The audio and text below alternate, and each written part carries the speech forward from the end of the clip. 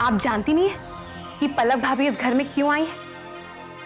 पलक भाभी प्रांजल भैया की मदद करने आई है और इनको लेके मेरे मन में कोई शक नहीं है। ये सिर्फ दक्ष भैया से प्यार करती है। दूसरे कुछ लोगों की तरह इनके इरादे मैले नहीं हैं और ये घर का माहौल खराब भी नहीं करती। इनके मन में कोई पाप नहीं। भाभी, आप इन लोगों की बातें सुनने में वक्त क्यों जाया कर रही? आप चलिए यहां से। इनका तो काम ही कहना है, ये तो बोलते ही रहेंगे। चलिए। तुम लोगों को लोन देकर पैसे बर्बाद क्यों कर रहे हो? यहां हम लोगों को लोन देने के लिए बैठे नहीं है। ओ, पहली बात तो ये साले साहब कि वो लोग सिर्फ लोग नहीं हैं, मेरे दोस्त हैं। उन्होंने बुरे वक्त में मेरी मदद की। जब मैं यहाँ जागीरदार खानदान में मामूली ड्राइवर था ना, तब। और जो लोग मेरी मदद करते हैं बुरे वक्त में, मैं उन्हें कभी भूलता नहीं। वरना कुछ लोग तो इतने कमीने होते हैं कि अपने सगे भाई तक को भूल जाते हैं।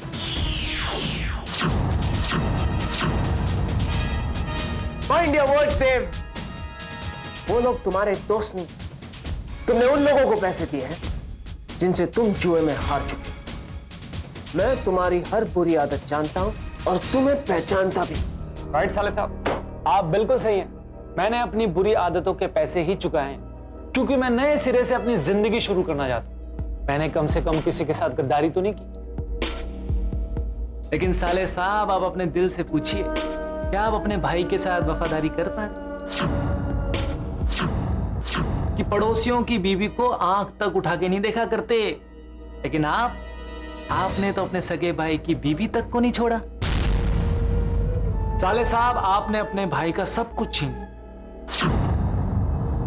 उसकी पहचान, उसका नाम, उसकी जिंदगी, सब कुछ, और अब उसकी बीवी तक को नहीं छोड़ रहे आप। अब बताओ, सबसे बड़ा कमीना कौन, आप या मैं? लो साले साहब, बज गई आपकी घंटी।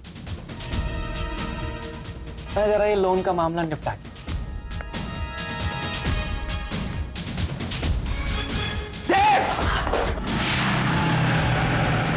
सुषमा, ये नाश्ता फेंक कर पलक पर इल्जाम लगाने का क्या मतलब है?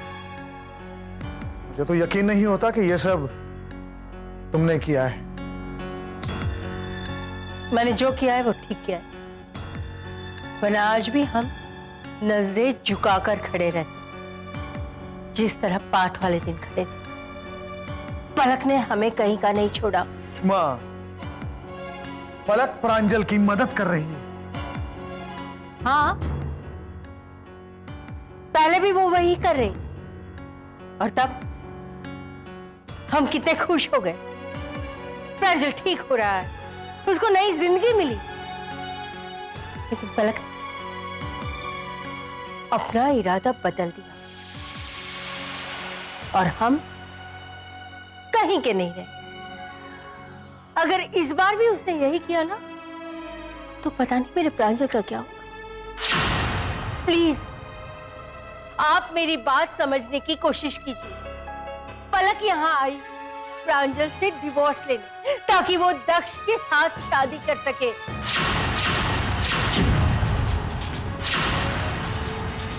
प्लीज, आप मेरी बात मानिए, please. Excuse me, sorry disturb, लेकिन पलक के पेरेंट्स आए हैं आपसे मिलने।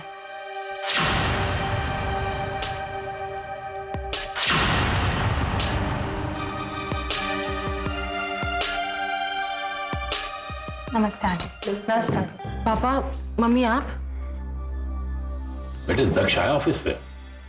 नहीं पापा, अभी तक नहीं आए। आते ही होंगे, उनके आने का वक्त हो गया है। आप ही का इंतजार था। ये कुछ कागज है।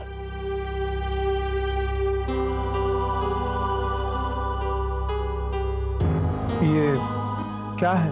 डिवोर्स पेपर्स हैं।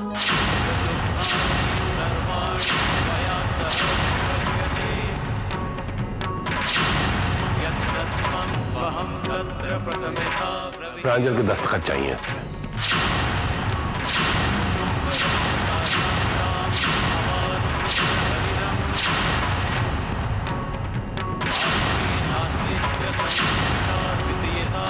हितं